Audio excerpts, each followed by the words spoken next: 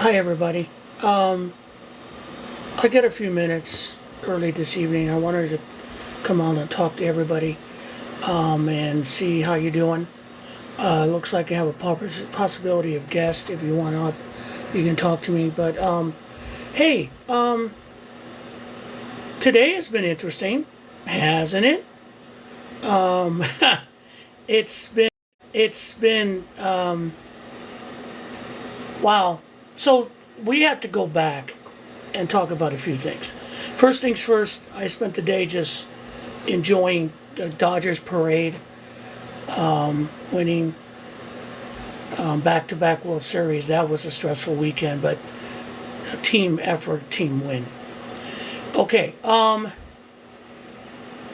it has been a weekend based on the last 30 days of craziness. The government has been shut down for 35 days, 34 days now. We're getting on to the 35. Okay, mark. And things are not going, thanks, appreciate you, the congrats. Things are not going the way that Donald Trump wants. I last night did a podcast with Mike, the Rational Boomer. It's on YouTube and Spotify if you haven't seen it. And we talked about a lot of things, but one thing I brought up that I remember from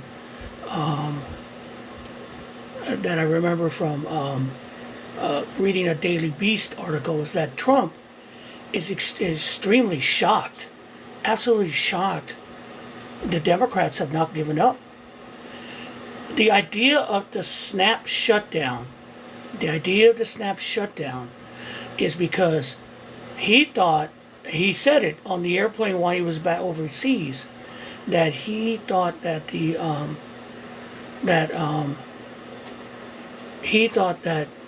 SNAP benefits are just for Democrats, and then that's basically a racist dog whistle. You know it, I know it, they all know it.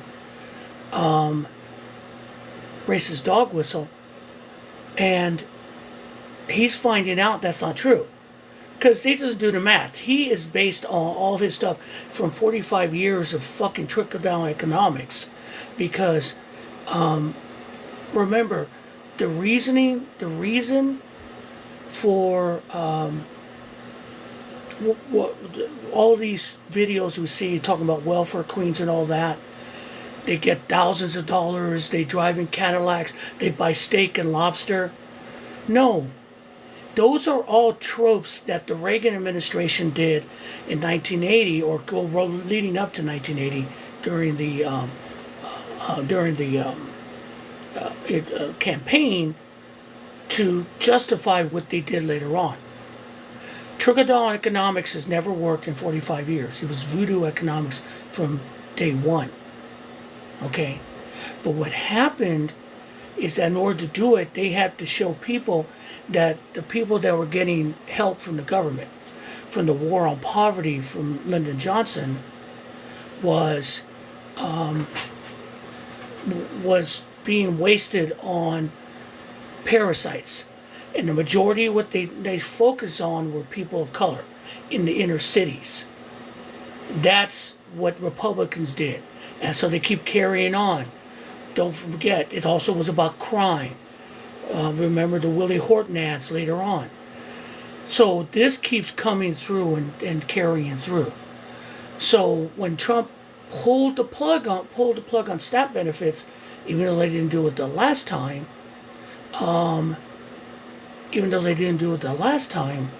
was to force Democrats to capitulate, because he figured they would capitulate. They're not going to capitulate. They're not. They're not giving up. Because it's just a simple... Here's the thing. This is about politics and negotiations. Okay? Negotiations and politics. Two things real quick. If you like the live, give me a like. Press the heart button. If you're interested in coming up, make a request. I'll see when you talk, if it's worth it. But going back to what I was saying. He thought that the problem we have right now is that they're not negotiating. They refuse to negotiate with the Democrats. with the Democratic votes in the Senate.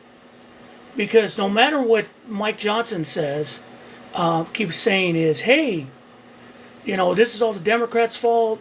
They're all these Marxists. They want to talk. They want to get with their Marxist and communist base, which isn't true.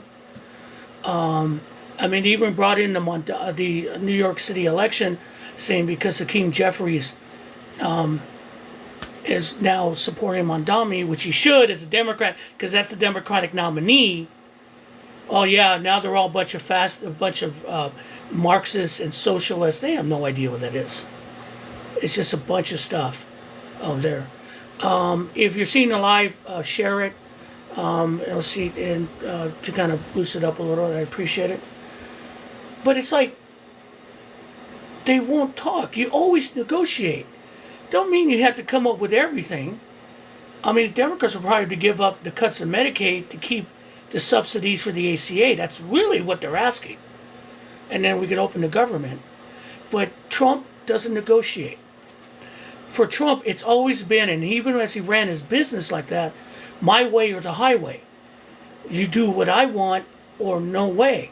That's how he talks to world leaders. That's why they laugh at him. They don't agree with him. They don't negotiate. Okay? That's why Trump, that's why the Chinese aren't buying the soybeans. By the way, there is no deal for the soybeans, guys. There's no written agreement. And even if there was, it's 2 million metric tons less than what you were selling under Biden. He's not saving you, and your food is going bye-bye. You wasted everything. It's all gone. It's gone. But, keep believing that Daddy Trump's going to save you. Hey, Suave, how you doing? And so, so here we are now with a president who doesn't want to negotiate because he thinks that he's going to win. And the House Speaker who's so dedicated to Trump, absolutely his lackey, that he's kept Congress out of session since September. And they're still getting their paychecks. It must be nice to not get paid, not to work. And he keeps coming up with excuses and more excuses why they won't do it. And they won't seat Ravala. Why? Because of Epstein. Which is just, I'll be honest, even if they pulled out the Epstein files and everything was exposed for Trump, do you think his base is going to turn on him? They're not. A lot of them are ready to starve for Trump with the SNAP benefits being cut, because now Trump is finding out that his base is the one that's being effective. And again, I don't care. Yeah, they should go back to, needs to go per diem. Do you know what Congress gets paid, Suave? Per day for food? $79 a day for food. The average SNAP benefit breaks down to about $16 a day, mathematically. It's insane. But they think they're winning, but they know they're losing because they're complaining about everything else. I thought Danny Lyme said it really well in his last video. They keep saying that constituents are calling Democrats. They're not. They're calling Republicans. And the Republican congressmen, they could do something. I bet they could. There's got to be a way to force them on the speakership. You cannot tell me that the rules of the House are that strict that only the Speaker of the House can only call back the House. There's got to be a contingency plan. Maybe if you know, tell me in the comments. If you know, please, because I don't know. Because that's the only thing that makes sense. You can't hold on to like this. All right, and here, the thing about I'm going to say is, $79 a day, Suave, $79 a day. I don't even think professional players get think $100 a day per diem when they go into a city. But it's just, I mean, it's way they're spending our money now. So Trump was forced by federal judges to use the contingency money that's in SNAP. That money was designated for this. They used it the last time they shut down the government. Okay? Now all of a sudden not doing it because it was a power play. Well, the power play failed.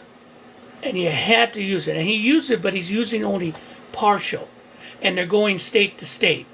I will guarantee it that only the red states will get funded. Because that's what the majority of their base is. In the red states. Okay? If you're seeing this, drop a like so I can spread it out a little bit and people can come in and ask questions. $11 a day. I didn't know they gave you per diem in a hospital. That's cool.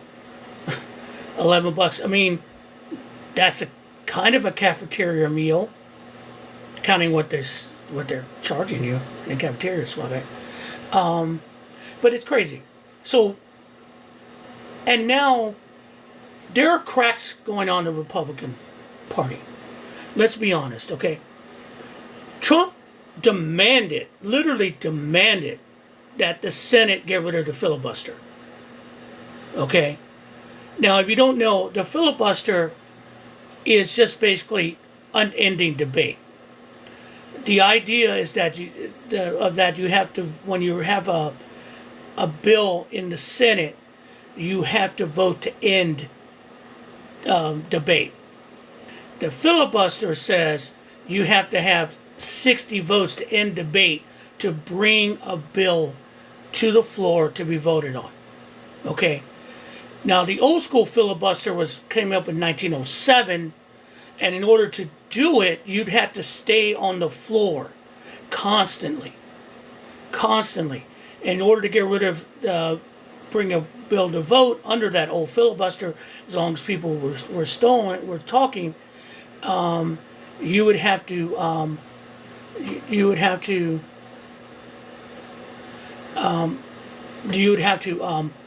get a 2/3 vote. It was 70 at the time. Well, it was reduced to a 3/4 vote under Harry Reid, and so it's a 60 vote culture. In other words, to end debate. That's when you saw that bullshit about Trump talking about getting rid of the filibuster. It was all Harry Reid's fault. No, dude, it was because because he just reduced it to 60 votes. Now, the Democrats have been in charge of the Senate. The Republicans have been in charge of the Senate. They've never gotten rid of the filibuster. Why? For these reasons. Yeah, Mr. Smith goes to Washington style. That's correct. Because you had to be on the floor. But they changed it that you just signed a little thing saying, I'm filibustering. That's all they did, basically. I mean, if this was a true filibuster in those days, there would have to be a Democrat every day, 24/7 talking to keep the filibuster from ending. You still would have to get a vote. Okay? And so right now, but that's something that neither party wants to do because it takes away your power as a minority party in the Senate. A minority party in the Senate. Okay? Look what's going on in the House. When you have a minority party, the majority party runs rampant. Now, considering that there's only a very small majority in the House, it's not as bad as it could have been. But going back over here, the Senate likes that, and also it's a Senate rule. And the Senate is a body of people who believe in the traditions of the Senate. The Senate's old school. And to give some history real quick, remember the senators were not elected originally. They were selected by the governors of each state. The idea being that while the House is based on population, the Senate was there so you had a smaller body with equal power to represent states that don't have as much population. So that was the idea behind it, kind of an equalization. Because always remember, the one thing about the Constitution, there was about checks and balances. Checks and balances. Everyone's got to watch each other. That's why the House had the purse. And so it's crazy because I don't understand. And what happened is that, I'm sorry, I'm jumping a little bit. What's going on right now is that Trump told him, hey, I want this now. You will do this for me now. Okay? And they said no. They said no. They said no. The Senate said no. And he's flipping out. What do you mean no? Because they know the future is going to be beyond him eventually. Okay? That's truth. And so that's happening. There's rumors in the House that people are not happy with Mike Johnson. Because Mike Johnson is determined not to bring back the House. And it's not going to work for him because they really think they're going to win the midterms. They're not. And they're going to have a big surprise tomorrow. You all know what's coming tomorrow. We got governor's election in Virginia. And that's going to go Democratic because the Republican candidate is a nut. As simple as that. They're a nut. And if you have any questions or comments, definitely put them down in the chat. I'll be more than happy to address them. But they're nuts. She's a nut. You've got the Prop 50 election in California that's pretty much going to win. All right. Pretty much is going to win. And hey, G.I. Gaffrey, how you doing? That's going to win, and it's going to be redistricting. I don't care. He's sending a deputy AG to watch the vote. You're just good luck, okay? But the biggest thing right now is the mayoral election in New York City that is scaring the piss out of Democrats and Republican leadership alike. Mondami is going to win that election. Why? Because he's kind of a good dude with good ideas. All right? Yeah, I saw that. G.I. Godfrey brings up Pelosi's not seeking re-election. She smells what's going on. And that brings on to what's going on with Mondami. The Democratic leadership and the Republican leadership are just they're just freaked out by him. Because remember, both Republicans and Democrats get donations from a donor class that plays both sides against the middle. And the Democrats haven't given that up because they're afraid of losing their money. They don't trust the people who follow them. That's why I saw an article in USA Today, which is a rag, saying that Democrats are in trouble because they have to worry about their voters. Yeah, they got to worry about their voters because the voters are about ready to turn over the old guard. That's what's going on in Maine. Planter, even though he's got issues, the tattoo, the Reddit post, he's still going to win the nomination over a 77-year-old Democratic has-been. And he'll probably beat Susan Collins. Is he a risk? Yeah, I know, because I saw an article talking about Kristen Sinema and John Fetterman. But you know what? Even though Fetterman's a freak, he still holding the line with Democrats. And I haven't seen anything that Planter has done to justify what's going on. But if you want to hold on to your purity politics, do what you want. But things are starting to change. As for Pelosi, she was already being challenged and wasn't looking good for her in San Francisco. So now she's stepping away. About time. And no offense to Pelosi. Pelosi has done a lot. And she was very, very instrumental for a lot of things that were done in the House under her leadership. And, she gave Donald Trump fits. But you're 85, young lady, and it's time to move on. All right? It's time to move on. Again, if you're watching live, likes, kind of expanded out, shares, I would appreciate it. Any gifts would be appreciated. I got a flash gold with donuts. I just threw it up there. I would appreciate. But, but that's part of the leadership, because I wanted to address really something, and forgive me for being everywhere, because that's me.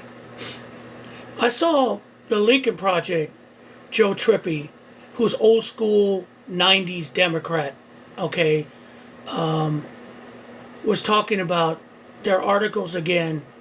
Why did the Democrats lose the 24 election? What did the Democrats have to do to get better?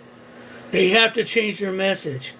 I mean, USA Today, again, like I said a moment ago, oh, Democrats are in trouble. No.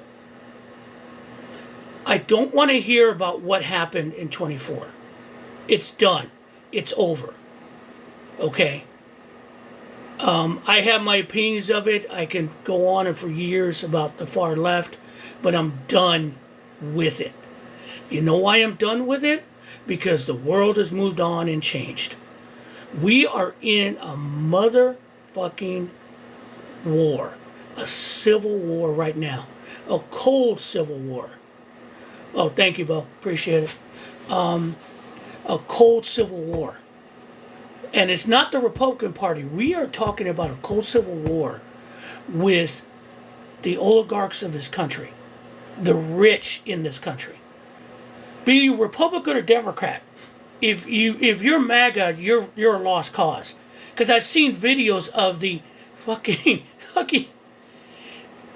poorest human beings on the planet defending the $300 million ballroom. You've never seen a ballroom in your life. I've seen one ballroom in my life. That was at Catalina. From the outside. Never been in. Okay? Defending that. Defending this rich shit. But we're in a cold war with these people because the Republican Party has sold their soul to them, and the majority of Democratic leadership has too. I'm not going to lie about that. I know that. That's why Democratic voters are pushing against them and the leadership and Schumer. But I will tell you one thing I saw the other day. What I think is affecting the leadership is the pushback. Okay? For once, Democrats have finally realized on the leadership side, we need to fucking fight. And that's what I'm saying. We're in a cold civil war, not against the Republican Party, but against the very rich. Because the very rich are trying to take away the middle class. Serfdom. They want serfs. Okay? They don't want you to empower. Do you know in the days, in the 50s, they talk about the good old days where people had factory work and all that. Your other families would, other people would come and they would have, you could work for the same company for years, over and over again. It was all yours. You could work factories, companies put in money into R&D projects. Do you know what the tax rate for corporate tax rate was? Close to 90 to 80%. And that's for the rich. But then the idea that it got away from where companies took care of workers to companies need workers to be used so we can give money to our stockholders. There's a term in business called stakeholders. And a stakeholder is anyone that your company will affect. Not your stockholders. Stockholders are one stakeholder. But your workers is a stakeholder. The community you work with is a stakeholder. Your suppliers are your stakeholder. These people are affected by what decisions you make and what you do to build your business. Okay? We have gotten away from that in the United States. Business is run by heartless people who only want more profit and more profit and more profit. R&D departments are dead. The American ingenuity died for greed. And that's wrong. And every time we try to encourage it, it gets shot down. I mean, it is just it's frustrating because if you had that type of leadership again, you could rebuild. Do you know think about it.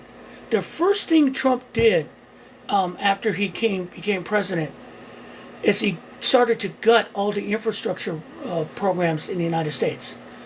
Russ Vought at the Heritage Foundation, who's now the O1B director, is getting rid of projects in blue states. Why? Because they're horrible. I do have a flash goal of donuts. 5 more minutes is giving me a warning. Share it live. Give me hearts. I'll expand it. I'm going to try to go to 8:15 tonight. And thank you for listening and watching.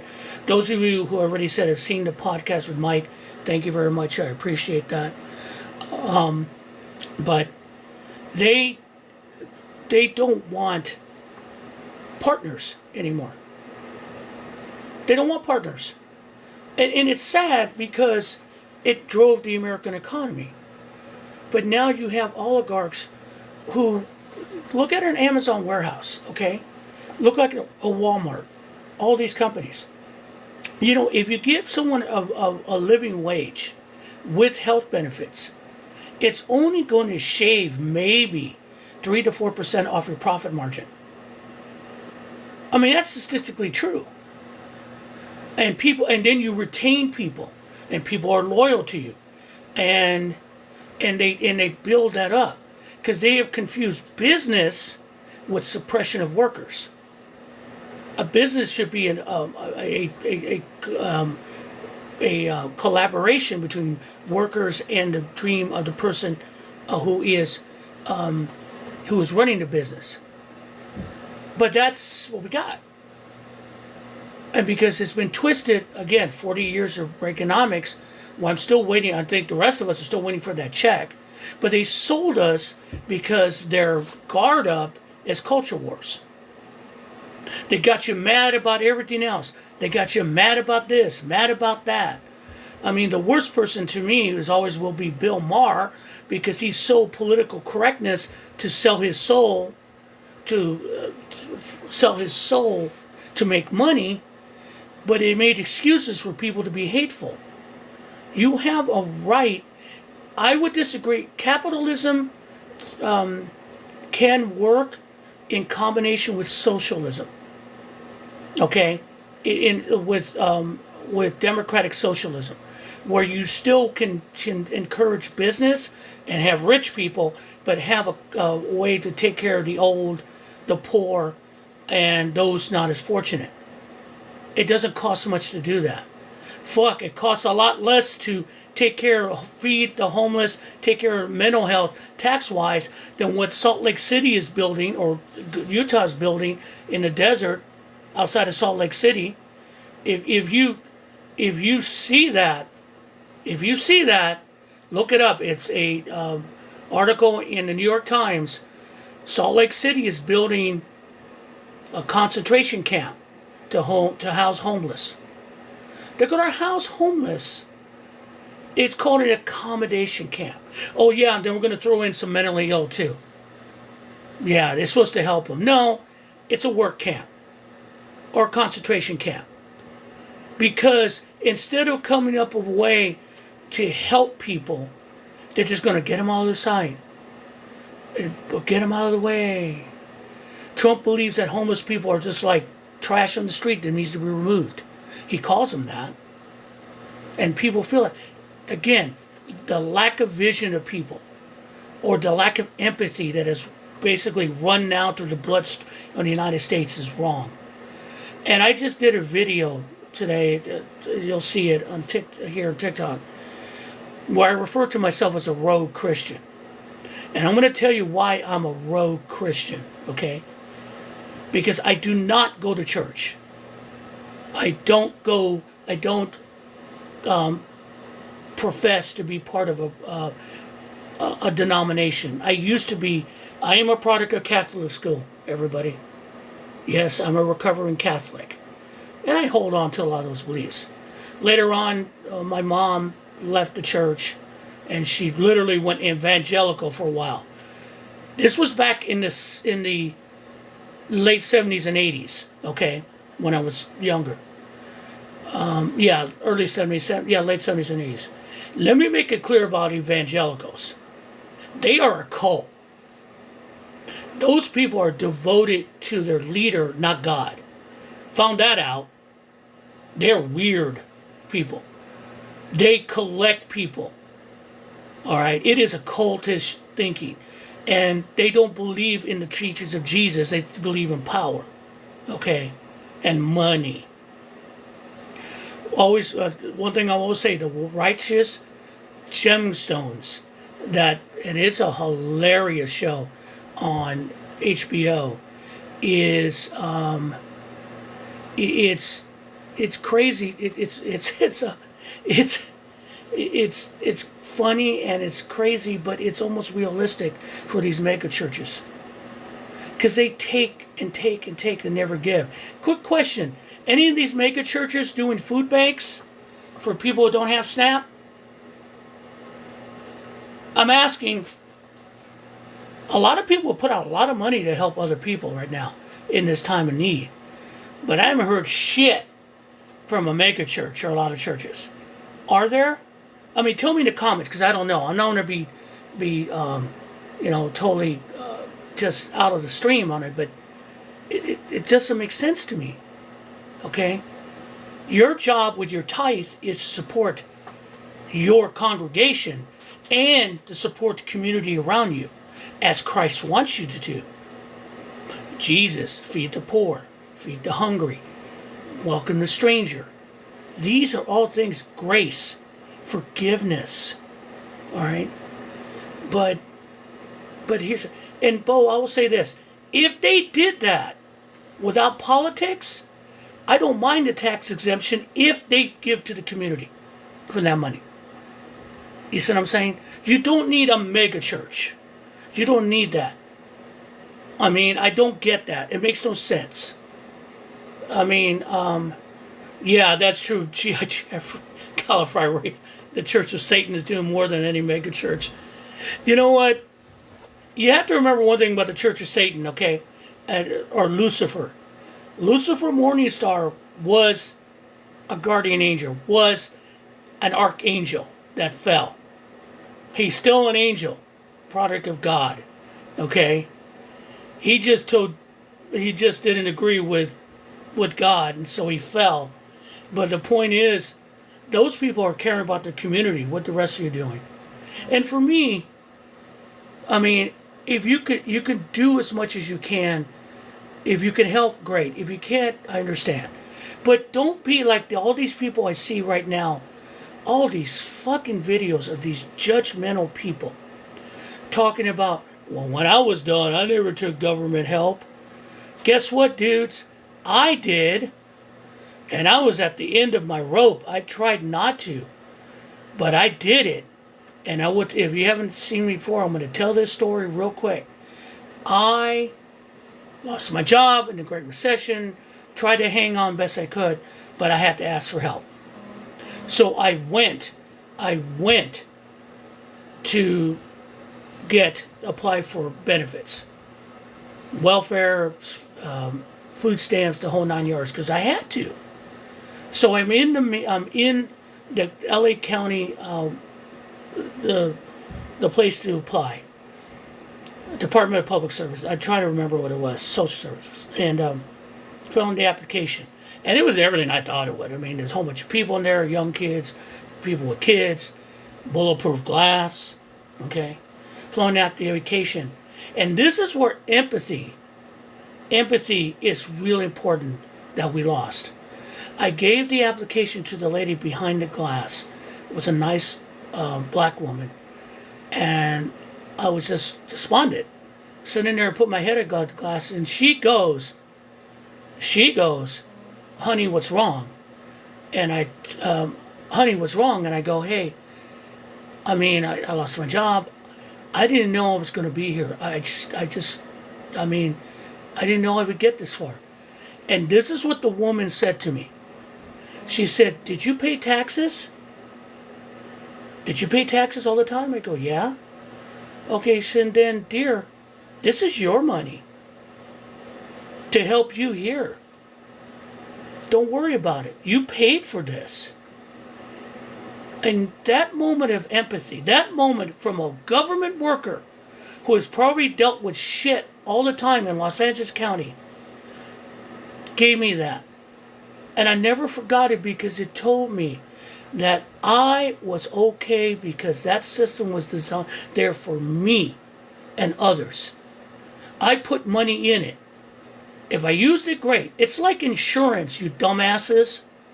You have to pay for insurance for your car, for your house, right? That is money has to be spent every fucking month for both, right? Just in case something happens. If you're good at it, you never have to use it. But that's money come out of your pocket. It's an invest there. Other people will use it because all the money goes into a pool. Okay? That's how rates are effective. Follow me, y'all. Follow me. And so, that's what SNAP and welfare and Medicaid and Social Security is. We pay into that system to sometimes use or not use it. But as the case of Medicare and Social Security, we're supposed to get that back on the back end because we put the money in. It's our money. All right? And yeah, unemployment is fine. All right? Coffee Man said I feel the same way when I had to apply for unemployment. There's a shame factor of falling. That's the hardest thing. And I'm not talking about you feel bad because you don't want to go there, but you got to go. And then the thing about it is what you do afterwards. Okay? And for me, it was to get out. And I was able to work my way through. But that gave me the support to work my way out. But what about people who don't? I don't give a fuck. That's their business. This is my business. And my business was I'm going to keep going. But I needed some help so my family would have food. So we would have a way to keep a roof over our heads. Pay the power, pay the light. And that's the thing. I see these judgmental motherfuckers every day on this app talking how proud and like one lady is actually saying that if you try to steal groceries, I see you, I'm going to shoot you on sight. Hey, honey, that's called murder. Just so you know, okay? And the point I'm saying is that do not judge lest you be judged. Okay? I don't care. And that comes from my empathy because one person was saying, came here and goes, well, I have 2 years of food. What have you done? You should be stockpiling food. Why can't you do it? Because, hey, lady, everyone else's circumstances different than mine or yours. And a lot of people don't have access. And by the way, you said you have 2 years. I saw this video. It's really sad. 2 years of stored food. What do you got, MREs? I said, what are you buying, perishable? Yeah, because we like to eat food that isn't rotten. Or like you have to pour hot water in it and hopefully it tastes okay. All right? It's just see, and then the one guy is another guy going, she spent $27 EBT for cupcakes for her kid to take to her school. Why do you care? It's $27. Look at my lips again, guys. $27. And you have a conniption over that?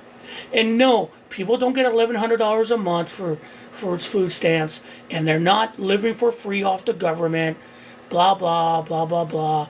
And when I was on food stamps, no, I did not get steak and lobster, but I did get a lot of hamburger meat, okay, and lunch meat and bread.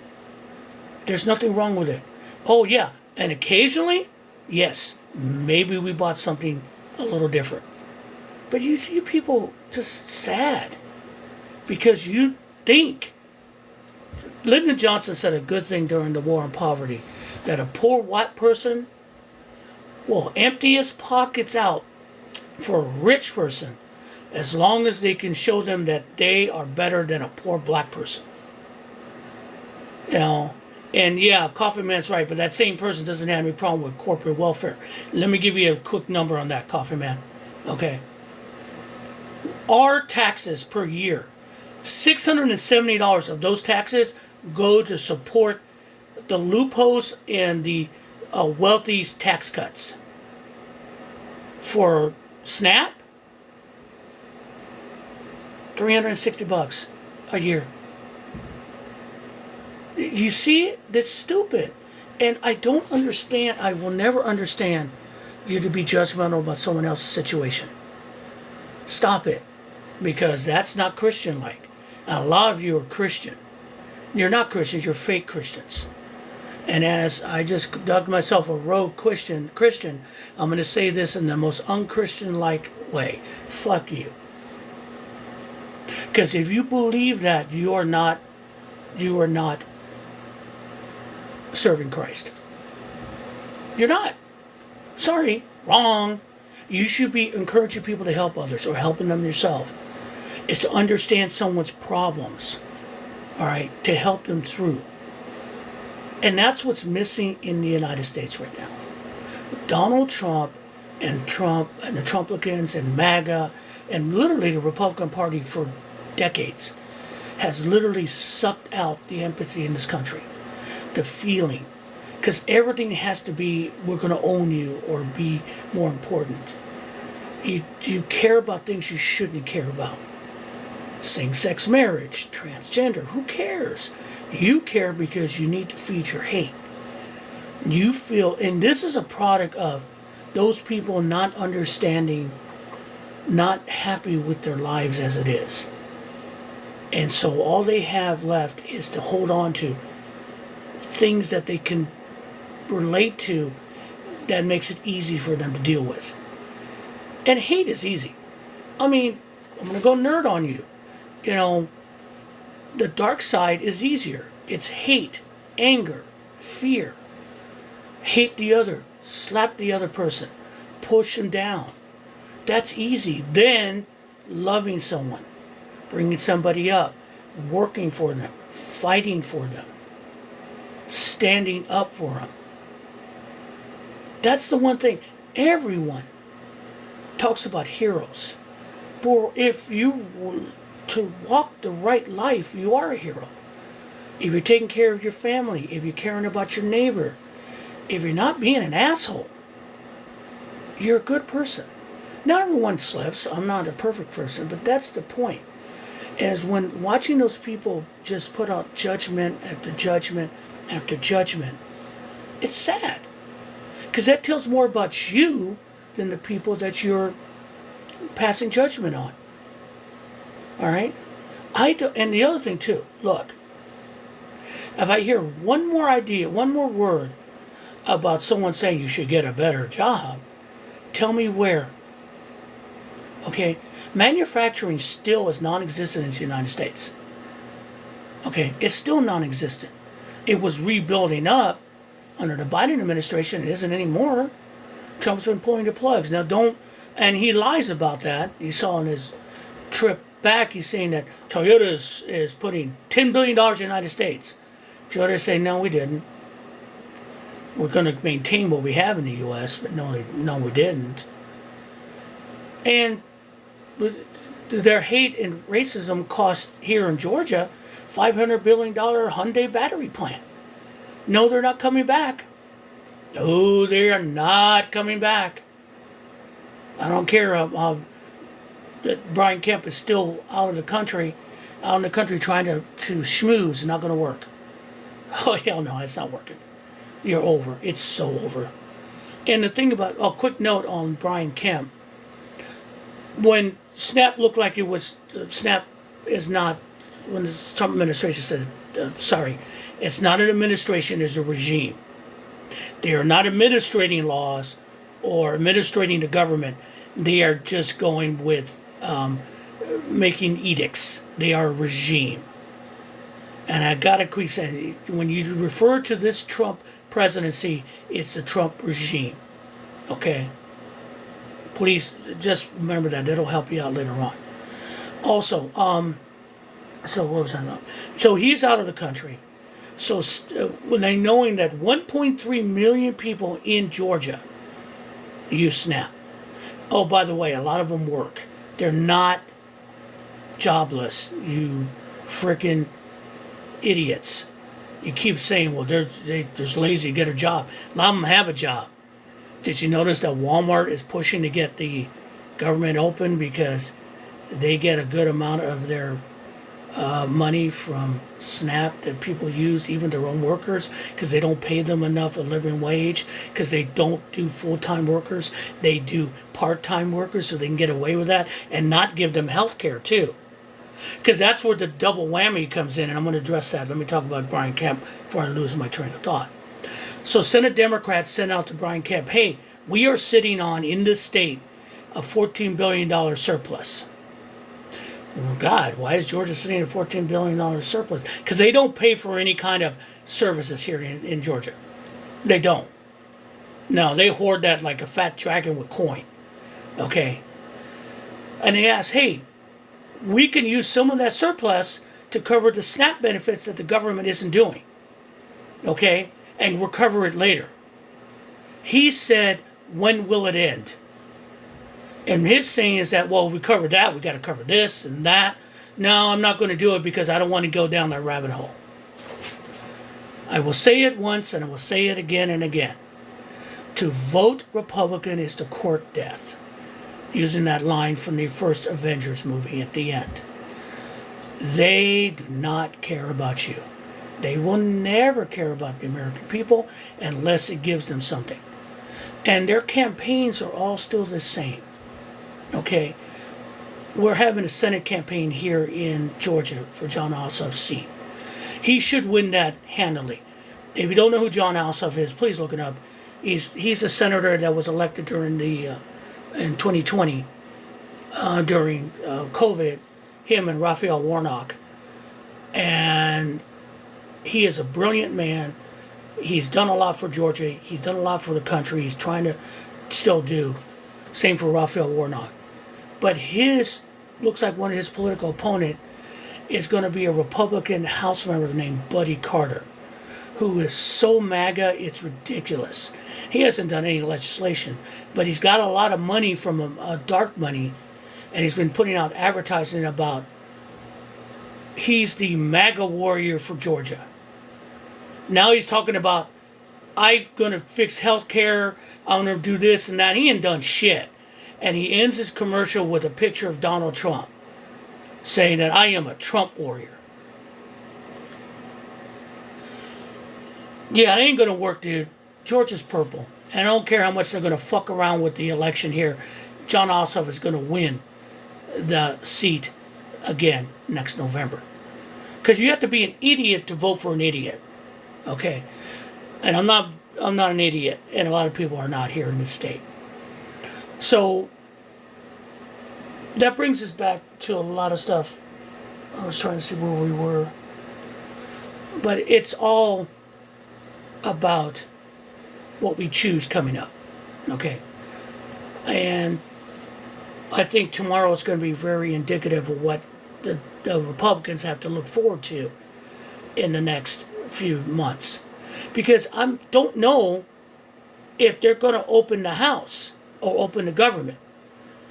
I don't know if they can because they think they won.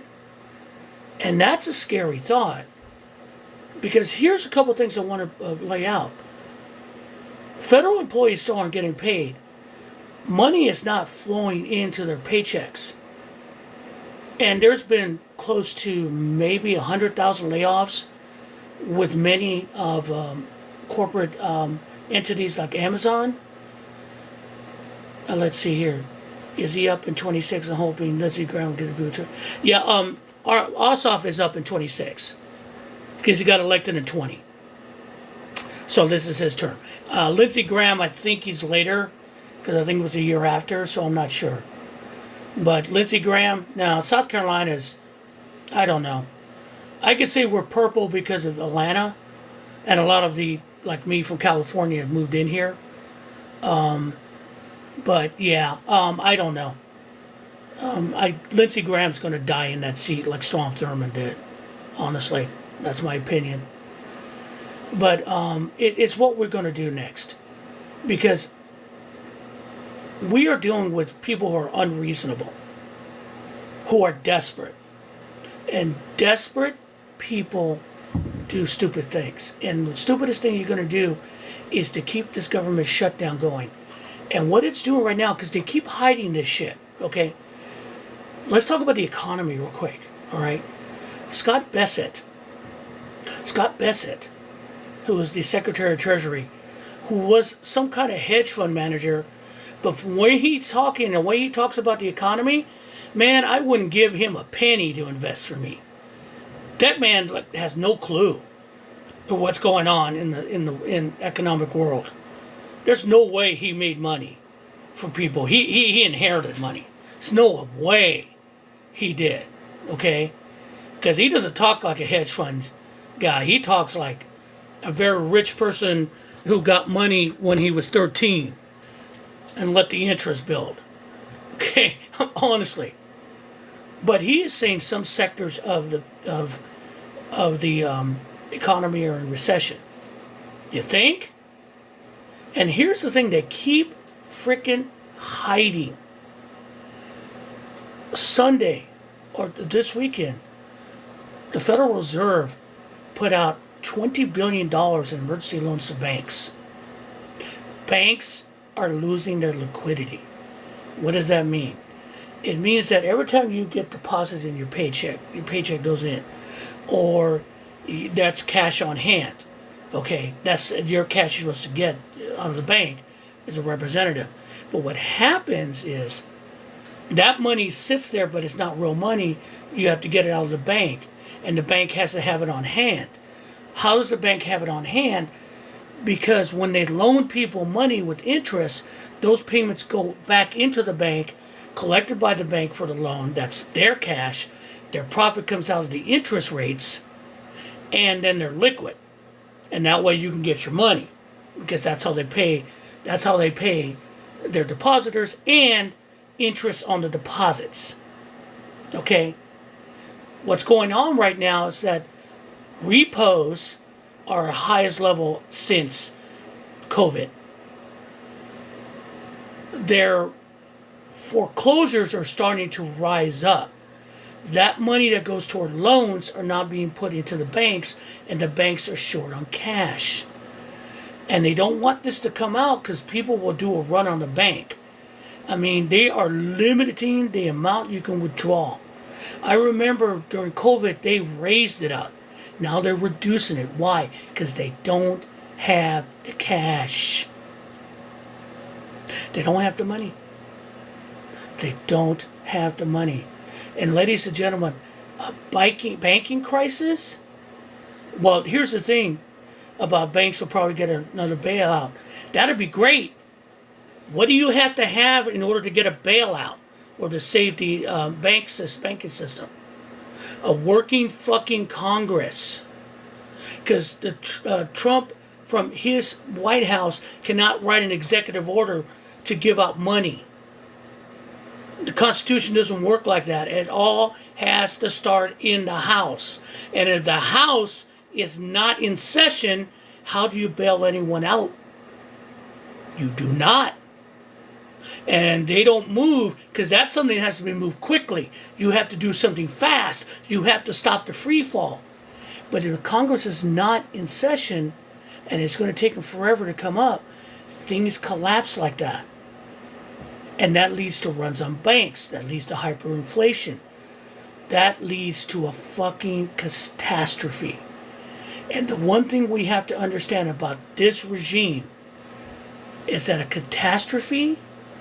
catastrophe would be something we cannot get around now.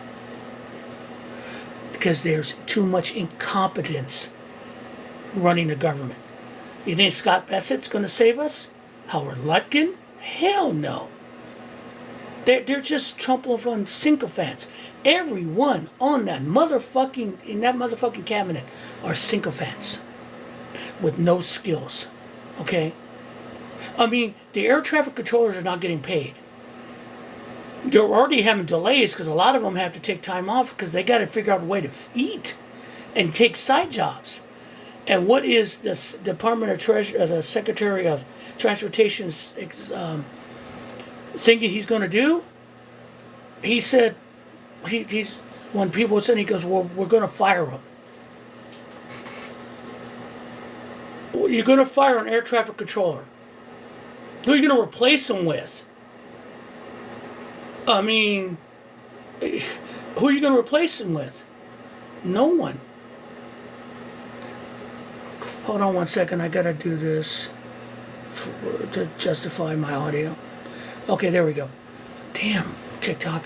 Who are you going to replace him with? It takes years to train an air traffic controller. And I'm going to say this. There were the air traffic controllers, a lot of federal employees are saying, hey, you need to open the government. Although the union member for the federal employees was blaming Democrats. Yeah, right. But, or what saved us from the last shutdown, G.I. Gopher, yeah. And I think it's going to come to that. I think they need to just say one day and walk. Just walk one day. Just all call out at the same time, one day. Shut it down. And show Trump and his incompetency what they're doing. Well, we'll fire them. Good. Then they can go work for a while and make some money. Because they're not getting money now. See, that threat, let's see here, we're almost up to the damn time frame. That's like, yeah, we are, California, another couple of days. And here's the thing. We're going to fire them. You cannot, when you threaten to fire someone, you put someone in trouble, or you put someone on the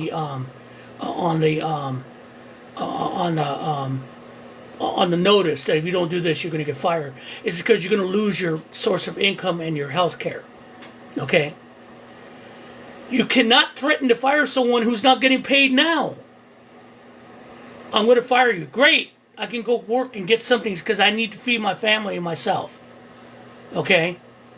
I mean, that's the thing. They've been holding on because they've been convinced they don't want to walk away from the responsibility. But you can only go so far. You can only go so far. People can only take it so far. And it's just sad because those people in Congress live in a fucking bubble. And they don't care. Yeah, a general strike is a good idea, and I've heard the calls for it. I think it's kind of convoluted to an extent. I think the people running it are asking a lot of people, and I'm sorry, I know it's going to take a lot to convince this regime to change, but I've seen some of the rules and all that, and when people say you can't work, it's almost like they're guilt tripping them. Well, that's nice, but if you need, look, you give everyone 1 day. 1 day. Not 2 weeks. 1 day.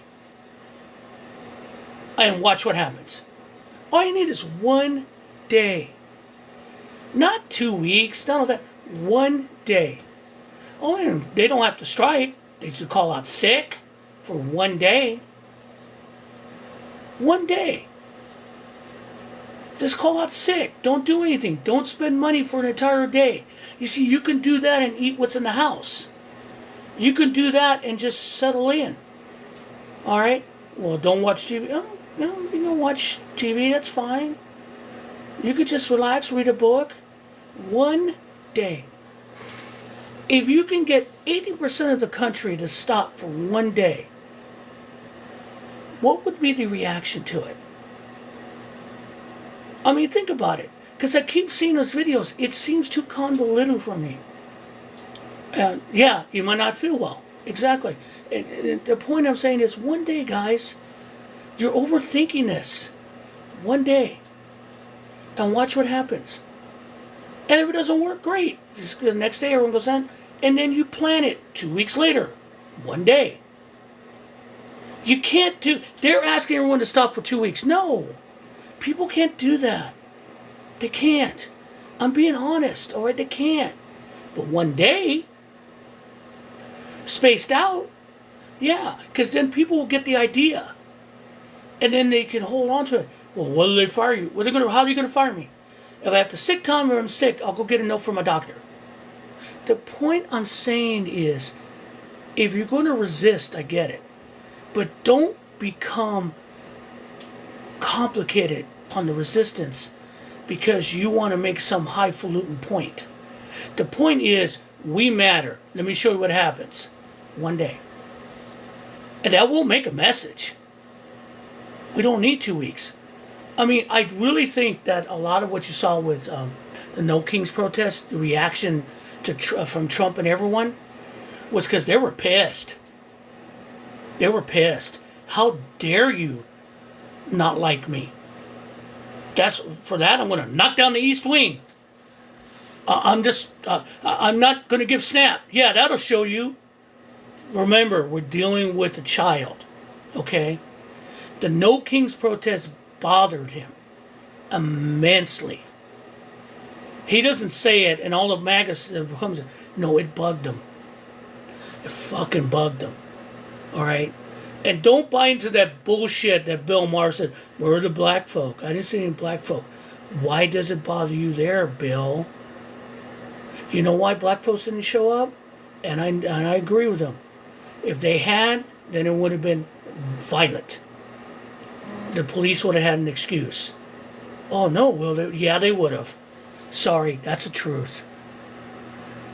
And for him to say that pissed me off. It's like basically saying, yeah, it's fine, but it's not going to work because only the white people are upset. That was the dumbest thing. Of all the dumb things that fall out of that man's mouth, that was one of the dumbest things I saw. Dumb, fucking dumb, dumb, dumb, dumb, dumb. That man is crazy. He is lazy. He's lazy. He has worked his shtick too long. All right, but like Gallagher said, blackout on Thanksgiving, not until December 2nd. I don't know. Maybe through the holiday, but Thanksgiving is a holiday. I'm thinking before a holiday, a regular day, a fucking Tuesday. You know what I'm saying? Maybe I'm wrong. I don't profess to be the bastion of resistance. Okay, I was a kid in the 60s. All right, late 60s, early 70s. And they complained there's a bunch of hippies. Yeah, well, the hippies that had ethics, that didn't sell it later, actually did make a difference. The civil rights people made a difference. It does make a difference. Me, what I can do here is just what I do when I speak to you all. I think I'll make a difference in my small corner of the social media. But we all can make a difference. That's the thing. We just, hey, how you doing, Dr. Fan 63? I bet I know what you were doing today, because I was doing the same. We make a difference. Because silence is the enemy. And that's the thing I'm going to bring up real quick about, we have to talk about ICE. We have to talk about ICE. They're out of control. There's no oversight for ICE. There's nothing. Again, if you're watching, hearts to boost this, and any kind of gifts would be appreciated if you feel like it. Just saying. That being said, they're out of control. There is no oversight for it. They have convinced these guys, who are the worst of the worst of human beings. I have learned one thing about watching ICE. That hate and cruelty runs through every race and every sex and every creed. Watching these ICE agents. Wow. I mean, wow. Who would? I mean, why would you do that? And you watch them, and they're cruel for the sake of being cruel. This isn't even about enforcement anymore. This is about cruelty. These are the worst people of the worst. And every time we have one of these regimes, this is what comes out. Cruelty amongst cruelty on top of cruelty. Now, I will tell you this, you all people. There will be a reckoning. Okay? And I think it's ironic that one of the, let's see here, take a strong act against them, they think twice. Next time they will try. Yeah, Godfrey's talking about ICE. You know, they are ICE. They're pushing the envelope, okay, with violence. They want to see how far we're going to go before they do something. There have been shootings by ICE, fake shootings, okay, by ICE, saying that they were in charge, that they were being run over or whatever. No one has taken a pot shot at ICE. No one has violently threatened them. Yeah, of course the J6s are cowards. Notice that the ICE, let's talk about, I think it was 2 weeks ago, in Chicago. They don't go into the south side of Chicago. I saw videos that they went into Latin King territory temporarily and found out you don't go into Latin King territory in Chicago. That's like trying to go into, you know, Crips territory in Los Angeles. You just know. You don't. And they got chased out. So where did they go? Where do they go? They go to the north side of Chicago. And they go into a freaking suburb and start picking up landscapers.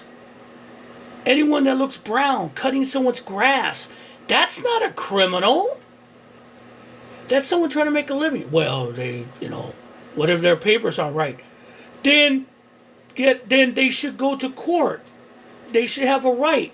Understand, ICE is arresting everyone just on sight.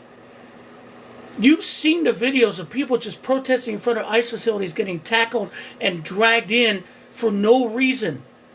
No due process. No warrants. Nothing. Okay? Because they've been told they're immune because they're cruel and they're not trained. But they go to the north side of Chicago because that's a soft target. And then when the neighbors come out, they really, let's be honest, they really expected the majority of those, of the populace, which is white, to go, yay! No! They said, get the fuck out. Hence, they started tossing tear gas. They tear gassed a north side Chicago neighborhood. And like here in Los Angeles, I mean, they're finding out, no, you don't go into certain parts of Los Angeles. So, ICE is getting pushed back. What I'm concerned right now is that they're going to do something egregious. Have you seen the new head of the Border Patrol? That dude is basically, he would be home in the old German black suited army. Cap, you know what I'm talking about? I mean, he has Reichsführer written all over him. And he has said it, that they're going to step it up. There's a video of an ICE agent pointing a weapon at somebody, or protesters, saying, you're all dead liberals. Okay? I don't know what's next with ICE. Because there's no oversight. And the only way we're going to get oversight is if Democrats win the election and start dragging Barbie Nome into hearings and putting up an oversight committee and pushing for reviews of these detention centers, from which I'm hearing run by private prisons, are basically gulags.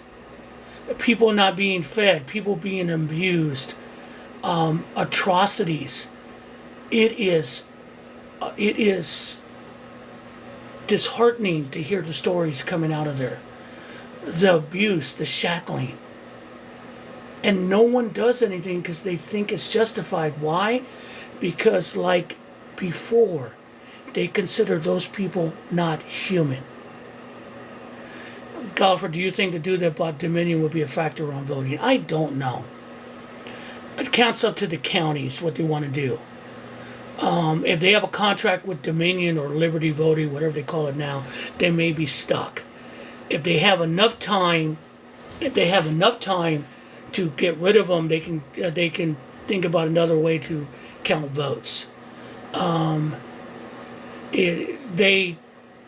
don't know. I don't want to go panic mode and saying your votes will vanish. It might be too obvious to do something stupid like that, because the way things are running, they're going to have a hard time convincing Americans that Republicans are going to win an election again like that. So I wish I had a good answer for you on that, Gallifrey. Yeah, the money, the Stole Reserve, because they only gave partial money. Dr. Fan 63 is saying, you hit the nail on the head on Boomer's podcast, they took the money. So they took the money. And it's been spent everywhere else. How the hell do you think ICE got paid? Yeah, understand, Gallifrey, remember, states and counties still run elections. Okay? Don't the federal government talking about that they want to take over elections because they don't run them, and the counties and states make decisions of what machines they're going to use. And if a county feels that these machines aren't run, they can go away from them. It's going to count on the contracts and what happens. And that's true. You got to remember, states run elections. That's why Trump and the Republicans are flipping out. That's why they're doing the redistrictings in these states. That's why they're freaking out about the California redistricting, because it's gonna cost them, and they don't want that. So here we go. So I'm not in total panic mode. I am not one of those who are going to say there won't be 26 elections. If there is, Trump will send in the military and gather ballot boxes. That's why they're using the National Guard.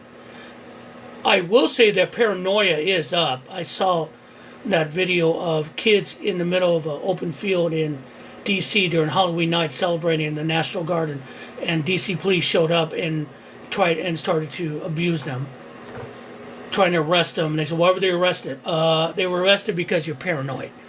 It wasn't a protest for Trump. There was a bunch of drunk young people trying to have a good time. So, I worry about the intimidation. Honestly, and I say that not to you, but to them. I'm your Huckleberry. Because if you're going to try to keep me from voting, even with my bad knees, good luck with that. Good luck with trying to keep people about voting or intimidation. Right? Because at that point, I think if you get a year from now, if you get to that point, people are going to be so tired of this bullshit, they're not going to capitulate. Again, I keep saying this over and over to everyone here. We will not capitulate. We won't. First of all, America's too big. America's too big. How are you going to do it? I'm waiting. Yeah, I agree, Dr. Fan. It did. Amen. But how are you going to do it? Well, they'll send in the military. The military's limited. This is a huge damn country with huge damn pockets. Unless you're willing to literally carpet bomb parts of the United States, you're not going to control it. I'm saying, and I don't think Trump is smart. As I said before, the best thing, if there's any good thing about this Trump regime, is that they're an incompetent Trump regime. What they do is incompetent. Everything they do is incompetent. Look what Kash Patel did. They had a possible terrorist situation in Michigan. And most true FBI directors would go, great, keep me informed, and we'll see what we move from there. Bring me more evidence. And what does this dumb fucker do? Because he's got a one-up Pam Bondi and Barbie DHS. Look what I did. Look what I found. I found this. You didn't find shit. And investigators are just said, we closed it. You know why they closed it? Because the minute he opened his mouth, if there was something there, they're gone. They closed up. Because they just announced the FBI is checking us out. I mean, that's what we're dealing with. That's what we're doing. So the best thing about this regime is that they're incompetent, and they keep trying to do things that is not working. They keep doing the edges. They keep waiting, as one person, they're waiting for riots. They're waiting for people to go crazy. We haven't gotten there yet, and I don't think we will,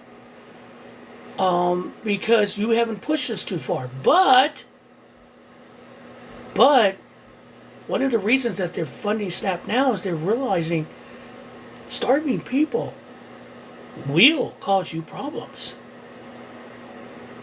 Starving people will cause you problems. History has shown that. And also, flaunting wealth like they did at that party in Mar-a-Lago really pissed off a lot of people, even some MAGA. And during this whole shutdown, he is spending our money to put disgusting marble in the Lincoln bathroom. I'm sorry. Who fucking puts marble in a bathroom? That's fucking Roman bathhouse shit. Okay? That's insane. You have ceramic. It's fine. It's a goddamn bathroom. You take a shower. You take a dump. It could be nice, and it'd be nice. And it'd be nice to have a nice shower. You know, the full body shower. That's really great. Maybe a deep bathtub to relax in. You can make those out of ceramic. It doesn't mix. It's like, that's excess. He's showing you that he can do this because he loves excess, because it makes him feel better about himself. Ego, it's hard to deal with a man who is so insecure. I mean, I'm 63. I have those moments. I know it. My wife will say that to me. Hey, are you too? No, you're right, honey. I got you. No, she's right. Hits her right on the ding. That's what wives do. But this man has been catered to all his life. This man has never really been loved. Let's look at that. He's never been loved. He's never had someone tell him, I love you, for the sake of loving you. I don't care what you have, what you bring to the table. I love you for who you are. What you bring to me. That's relationships. Even with friends. Friends are the same way, correct? Friends should not be transactional. A friend is someone that you like to hang out with that will have your back occasionally, but there's no transaction involved in it. I hope you guys understand that. I mean, I hope I'm not reaching over that. But that's where people get divorced, because they no longer have that connection. All right? And people find other people to get involved with. I mean, it's not about, again, physical. It's about emotional more than anything else. Which, as we're coming to the end of this, I went longer than I want. But thank you for appreciating it. But I want to bring up, and so we talked about a lot of stuff. Now I'm going to talk about some fun stuff. Those of you in the chat, do you know did you see J.D. Vance and the widow of Charlie Kirk? I forgot her first name again, because she's just one more blonde. That hug. Wow. Yeah. Yeah, Erica. Thank you. Erica Kirk. Well, let me tell you one thing. He's so out of touch, he thinks we all have 401ks. If you have a 401k and you can pull liquid cash out of it, I would recommend you do that. You can always reinvest it. Because I'll tell you one thing, if this banking crisis plays out, you're screwed. You're going to lose your money. And I'll be honest, I did the same thing, and I'm sitting on some cash. Because liquid might be the best bet. Yeah, of course he's out of touch. He's an idiot. Don't know about the bond market, because, again, treasury bonds, bond market, interest rates, depending on all the stuff. Just make sure they're not mortgage-backed bonds, or you're really fucked. All right? And the thing, too, going back, saying is, hypocrisy, thy name is MAGA Christianity. Okay, evangelicals. They talk about family so much. They talk about, they talk about sin and lust, and they talk about being good Christians, and waiting before you get married, and all these things they talk about. Okay? All these things to make you feel better, and purity culture and all that. Meanwhile, back at the ranch, the widow of Charlie Kirk, Erica Kirk, I don't care what you wear as a woman.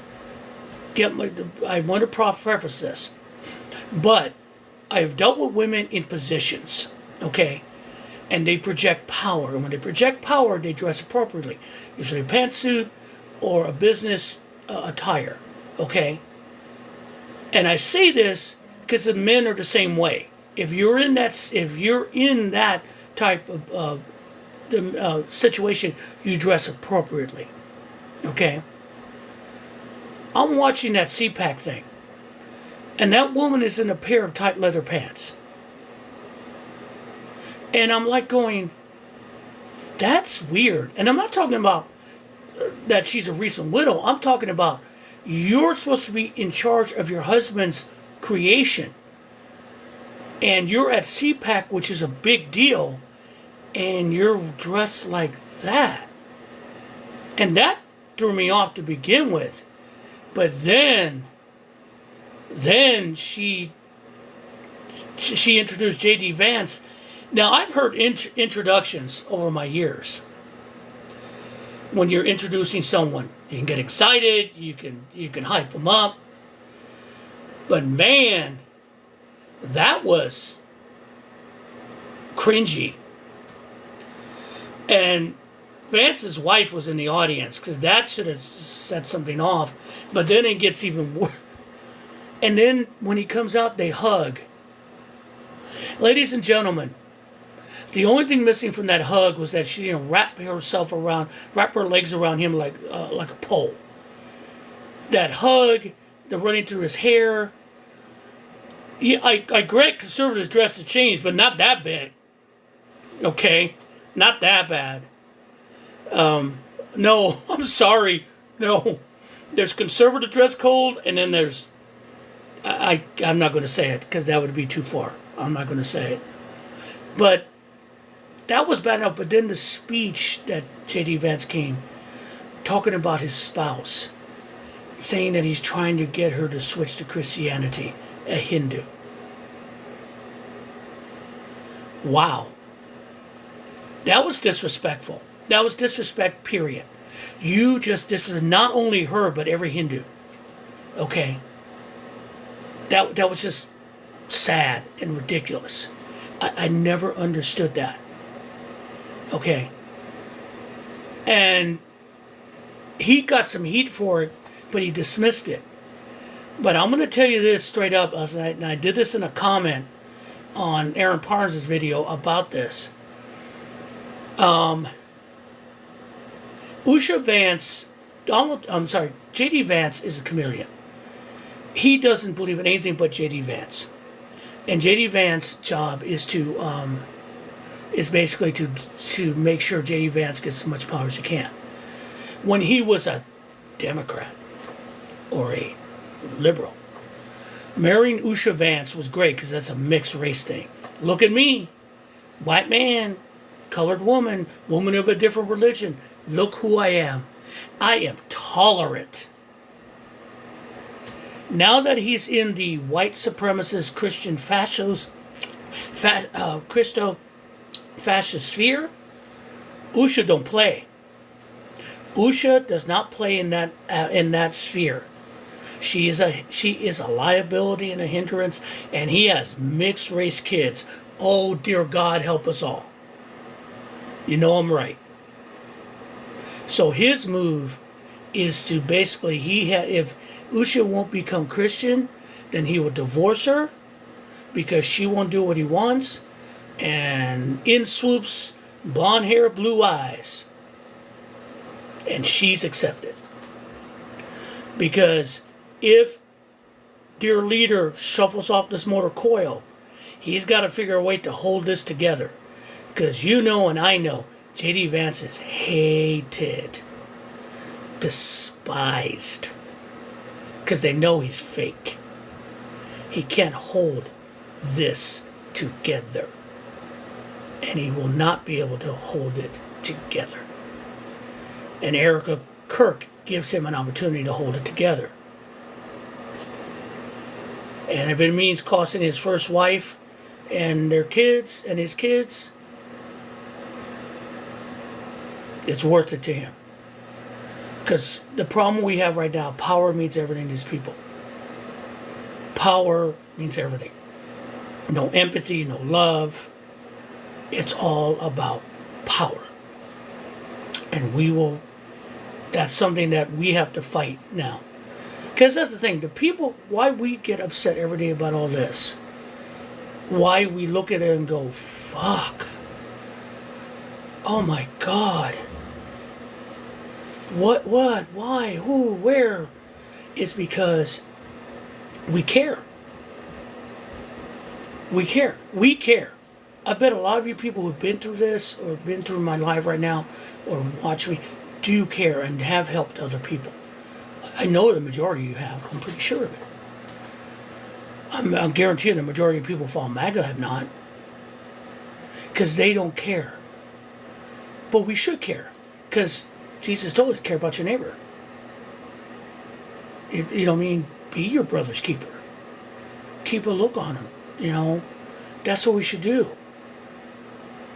Isn't that what being a good Christian is? Not condemning, but welcoming? I mean, I don't want to go religious on you, and trust me, atheists, I'm not trying to insult you. That has a moment. Because even in atheism, based on a lot of other things, that idea of helping the neighbors and being caring about everyone still stands. Because that's being human.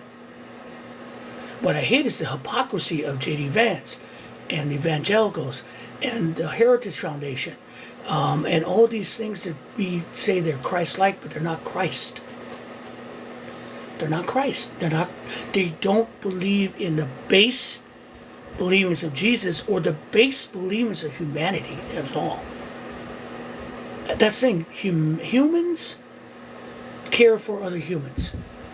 We look out for each other. We look out for our family. You know, you can tell a person who has empathy if they care about their pets or their cats or their dogs. I mean, I've been kind of anxious. One of our older cats had to go to the vet today. I was worried for him. And some people go, it's just a cat. He's family. He always will be family. And that's what I'm saying. If someone cannot look at a pet or an animal as family, or they despise animals, or done things, then don't expect them to care about human beings because they have issues. So, I mean, we're all good humans. People I associate with are good humans. We care about everyone. We give a damn. That's why we're in this community to an extent. That's why we fight for this community. That's why we speak out. And always remember, there are more of us than there are of them. And that will continue. So I'm going to end this today. Thank you for letting me spot on live. Go Blue still. I'm still going to enjoy that. If you want to follow me, here I am here on TikTok, RJ12764. Keep building up, rebuilding. This is my third account. I'm trying to stay on the low key so they don't butcher me. I am on Substack at Binder38US at Substack. Same thing with YouTube. You can follow me there. Substack, I do have a paid subscription, but I don't put shit behind a paywall. If you want to subscribe to my channel, I would love it. Give me a little support, work less overtime. If you want to do a one-time contribution, if you feel what I do is worth it, email me at kumquat6, KUMQUAT6, the number 6, at outlook.com, and I'll send you a link for Venmo or PayPal if you want to contribute to my work. But I'm still going to do this as much as I can because I think it's important for all of us. Because as we saw last night, the mass media isn't going to speak up to us. Journalists aren't going to speak up for us. Politicians aren't going to speak up for us. It's on us. And as a community, we can make a difference. All right, you guys have a good rest of the night. Thank you for listening, and please, please be safe.